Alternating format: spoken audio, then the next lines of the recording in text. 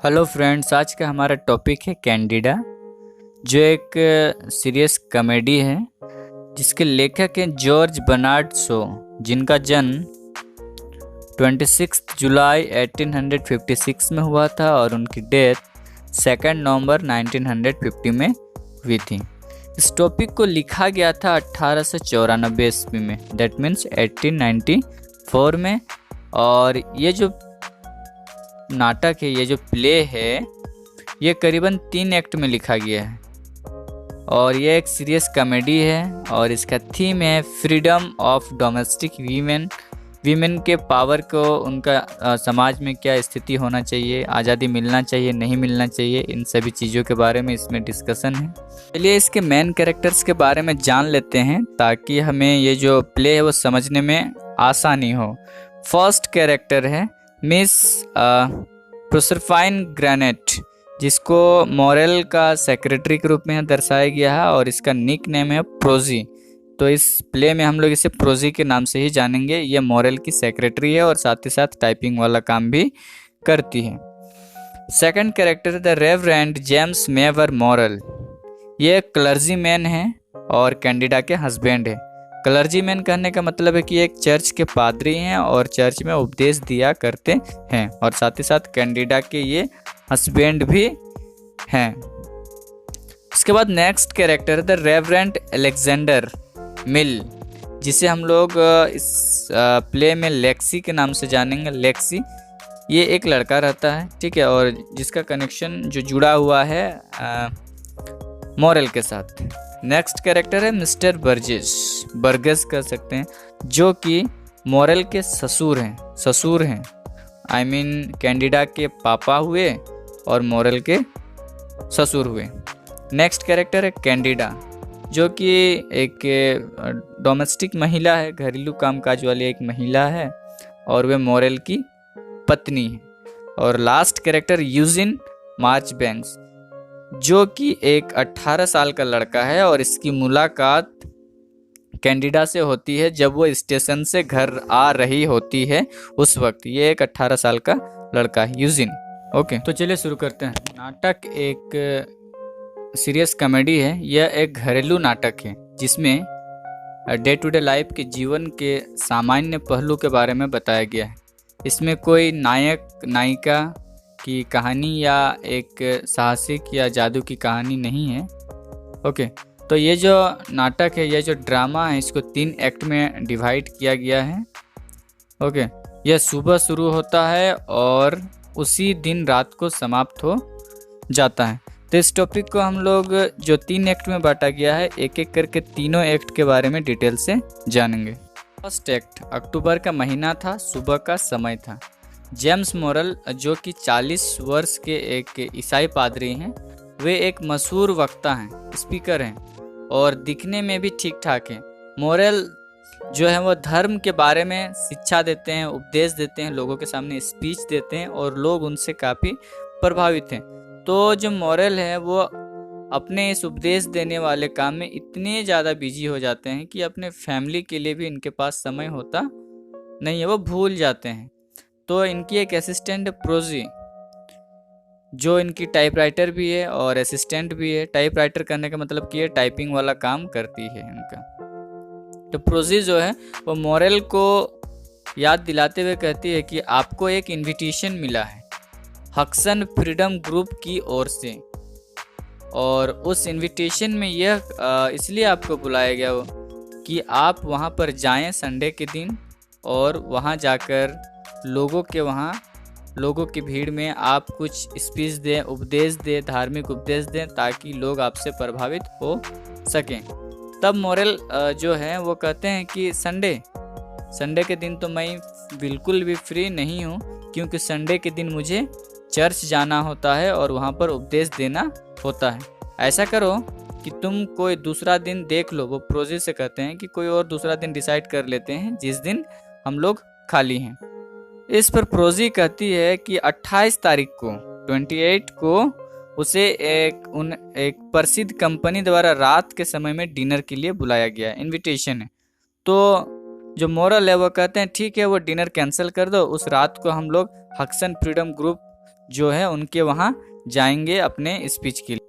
इन दोनों के बीच में बातें चल रही थी, तभी वहाँ पर लेक्सी नाम का एक लड़का आता है और वह कहता है मॉरेल से कि उसे आज सुबह 11:45 पर अपनी पत्नी को रिसीव करने के लिए रेलवे स्टेशन जाना है, जो 2 दिनों के लिए वापस आ रही। मतलब किसकी पत्नी? मॉरेल की पत्नी कैंडिडा जो है वो 2 दिन के लिए वापस आ रही है मॉरेल के पास और लाने के लिए इन्हें जाना है रेलवे स्टेशन। इसके साथ साथ लेक्सी उन्हें यह भी बताता है कि आपके जो ससुर हैं, मतलब मॉरेल के ससुर बर्गेस, वो भी आए हुए हैं उनसे कुछ निजी बातचीत करने के लिए। मॉरेल बड़ा हैरान हो जाता है क्योंकि बर्गेस जो है उनके जो ससुर हैं वो करीबन 3 साल से इनसे मिलने नहीं आए थे, क्योंकि इन दोनों के बीच किसी बात को लेकर झगड़ा हो गया था, जिस वजह से मॉरेल बड़ा कंफ्यूज है कि ये आदमी मेरे पास फिर से मिलने क्यों आया। उसके बाद मॉरेल जो है वो बाहर निकल जाते हैं। इतने में लेक्सी को जो मॉरेल की असिस्टेंट है वो बताती है कि जो मॉरेल है उनको अपनी पत्नी कैंडिडा के बारे में ज़्यादा प्रशंसा सुनना पसंद नहीं है। इस पर लेक्सी कहता है कि यह बात बिल्कुल गलत है, शायद तुम्हें, प्रोजी को कहता है, शायद तुम्हें दूसरी औरत की तारीफ सुनकर तुम्हें जलन होती होगी, ईर्ष्या होती होगी, इसलिए तुम ऐसा कह रही हो। इसके बाद जब मॉरेल बाहर जा चुके हैं तो मॉरेल और बर्गेस, उनके जो ससुर है, उनके साथ उन दोनों के बीच में बातचीत होने लगती है कि वे किसी मुद्दे को लेकर दोनों के बीच में बातचीत होने लगती है। चूँकि बर्गेस जो है वो अपने ही बेनिफिट के लिए इस बार भी आया है, क्योंकि उन्हें पता है कि आने वाले प्रचार में प्रचार जो है वो इनके लिए बहुत ही फायदेमंद साबित होगा, क्योंकि यदि मॉरेल अपने उपदेश में, अपने विचार में इनके बारे में 2 शब्द कहेंगे तो शायद इनका व्यवसाय जो है, इनका जो बिजनेस है वो डेवलप कर जाए, लोगों को भा जाए। इस तरीके से इस उम्मीद के साथ बर्गेस जो आए हैं वो मॉरेल से मिलने के लिए आए। जब ये दोनों आपस में बात कर ही रहे थे, मॉरेल और बर्गेस, इतने में क्या होता है, कैंडिडा आ जाती है। कैंडिडा घर पहुंच जाती है। अब क्या होता है, मॉरेल को तो स्टेशन जाना था रिसीव करने के लिए, लेकिन ये आपस में उलझ जाता है बातों में, जिस वजह से वो अपनी पत्नी कैंडिडा को स्टेशन लाने जाना भूल जाता है। जिस बात का वो कहता है, मुझे बड़ा दुख है कि मैं तुम्हें लाने नहीं जा सका। इतने में कैंडिडा बताती है कि ठीक है, कोई बात नहीं, मैं आ गई हूँ और मेरे साथ यूजिन, जो कि एक 18 साल का एक छोटा लड़का है, वो भी मेरे साथ आया है, क्योंकि उसी यूजिन ने किराया दिया है, किसका, कैब का, जिसमें बैठकर मैं आई हूँ, उस कैब का जो फेयर है, जो भाड़ा है, वो उसी लड़का ने पे किया है, इसलिए वो अभी मेरे साथ आया है। यूजिन को जो कैंडिडा है वो बर्गेस के साथ परिचय करवाती है, इंट्रोड्यूस करवाती है। तो इतने में उसे ऑफर किया जाता है कि ठीक है, आज का खाना, दिन का, दोपहर का खाना, रात का खाना तुम हमारे साथ खाओ और हमारे साथ थोड़ा वक्त बिताओ। ऐसा ऑफर दिया जाता है किसको, यूजिन, वो 18 साल का लड़का को। इसके बाद कैंडिडा घर के अंदर चली जाती है और अपने घर की कंडीशन को देखने लगती है कि सारा सामान इधर उधर अस्त व्यस्त किया हुआ है, तो वो सारे सामान को फिर से रीएडजस्ट करने में लग जाती है। इसके बाद क्या होता है, सामने यूजिन है और उनके सामने मॉरेल है। ठीक है, बर्गेस वहां से चले जा चुके हैं। ठीक है, अब जो यूजिन है, ये लड़का 18 साल का जो लड़का है, ये मॉरेल से कहता है कि मैं आपकी पत्नी से प्यार करता हूँ। देखिए, लड़का का इतना हिम्मत है कि वह उसका पति के, कैंडिडा के पति के सामने ही उससे कह रहा है कि मैं आपकी पत्नी से प्यार करता हूँ और मुझे बिल्कुल भी यह पसंद नहीं है कि आप जिस तरीके से अपनी पत्नी कैंडिडा के साथ बिहेव करते हैं, मतलब आप उसके साथ बिल्कुल नौकरों की तरह ट्रीट करते हैं, जो मुझे बिल्कुल भी पसंद नहीं। अब स्वाभाविक सी बात है कि किसी भी पति को उसकी पत्नी के बारे में अगर यदि कोई कुछ कहे तो स्वाभाविक सी बात है कि उसे गुस्सा आएगा, जिस वजह से मॉरेल को भी काफ़ी गुस्सा आ जाता है और यूजिन को वो घसीटते हुए बाहर की ओर ले जाता है। इतने में क्या होता है कि वहाँ पर कैंडिडा आ जाती है और वह इस मामले के बारे में पूछने लगती है कि क्या हुआ, किस लिए तुम लोगों के बीच में झड़प हो रही है, पर उसे कोई कुछ बताता नहीं है और कैंडिडा को कुछ समझ में आता भी नहीं है। और इसके साथ साथ कैंडिडा जो है वो फिर से यूजिन से कहती है कि रुक जाओ, दोपहर का खाना खाकर ही तुम यहाँ से जा सकते हो। और इस तरीके से जो पहला एक्ट है, सुबह वाला, मॉर्निंग वाला, वो फिनिश हो जाता है। सेकंड एक्ट दोपहर का टाइम है। उसी दिन की दोपहर को यूजिन कमरे में अकेले बैठा था और प्रिंटर जो वहाँ पर रखा हुआ था वो शायद खराब था, जिस वजह से वो उसे छेड़ रहा था कि शायद वो काम कर जाए। इतने में प्रोजी जो है वहाँ पर आ जाती है और वह कहती है कि कोई काम करना नहीं आता है तुम्हें तो मत क्या करो, चीज़ों को खराब मत करो। वो डांटते हुए कहती है, किसको? यूजिन को कहती है प्रोजी कि तुम प्रिंटर को छोड़ दो। तभी यूजिन जो है वो प्रोजी से कहता है कि मैं कैंडिडा से प्यार करता हूँ, मैं कैंडिडा से प्यार करता हूँ और मैं तब तक करता रहूँगा, तब तक उसके पीछे रहूँगा जब तक वो कबूल नहीं कर लेती कि वो भी मुझसे प्यार करती है कि नहीं। मतलब मुझे उसका जवाब चाहिए। इतने में क्या होता है कि जो बर्गस हैं उनके ससुर, मोरेल के ससुर, वो वहाँ पर आ जाते हैं और यूजिन और बर्गस के बीच में कुछ बातें होने लगती है। उसके बाद क्या होता है, थोड़ी देरी बाद मोरेल वहाँ पर आ जाते हैं और कुछ पेपर्स पढ़ने के लिए दे देते हैं मिस्टर बर्गेस को, मतलब अपने ससुर को। और जो कैंडिडा है वो घर की साफ सफाई को कंप्लीट करने के बाद अब वो शाम की तैयारी के लिए दियो में पैराफिन भरने में बिजी थी। पैराफिन मतलब हम कह सकते हैं केरोसिन ऑयल को वो भर रही थी दियो में, लैंप में। अच्छा, इसके साथ साथ मैं आपको बता दूं कि प्रोजी जो होती है वो भी मन ही मन मोरेल से प्यार करती है, लेकिन उससे वो बोल नहीं पाती है क्योंकि वो उसकी असिस्टेंट होती है और मन ही मन उनसे लव करती है, लेकिन वह बोल नहीं पाती है। थोड़ी देरी के बाद क्या होता है कि कैंडिडा जो है वह मोरेल के पास आती है और वह खुलकर बात करते हुए अपने पति से कहती है कि ये जो यूजिन नाम का लड़का है वो मुझसे प्यार करता है। बातों को गौर कीजिएगा, वो कहती है कि यूजिन मुझसे प्यार करता है। ठीक है, जब यह बात खुद मोरेल सुन लेता है कैंडिडा के मुंह से तो वो बिखर जाता है, क्योंकि उसे बहुत ही बुरा लगता है कि उसकी पत्नी ही खुद आके ये सारा चीज़ को वो कर रही है। लेकिन जो कैंडिडा है वो ये नहीं कह रही कि मैं भी उस लड़के से प्यार करता हूँ। कैंडिडा ने अभी तक कहा नहीं है, वो बस कह रही है कि वो जो लड़का है वो मुझसे प्यार करता है।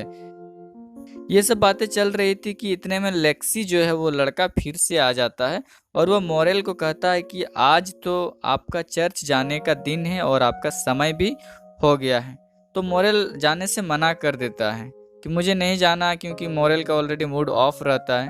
तो इतने में कैंडिडा जो है वो मोरेल से कहती है कि ठीक है अभी चले जाओ, जोर देकर कहती है कि आप चले जाइए, जाकर स्पीच देकर आइए और हो सके तो हम लोग भी आपके साथ चलेंगे। तो इस पर क्या होता है, मोरेल कहता है नहीं नहीं, तुम यूजिन और बाकी लोग घर पर ही रहो, मैं चला जाता हूँ और स्पीच देकर आता हूँ। और इस तरीके से वो जब उपदेश देने के लिए चला जाता है चर्च, और ये जो सेकंड एक्ट है दोपहर वाला वो भी फिनिश हो जाता है।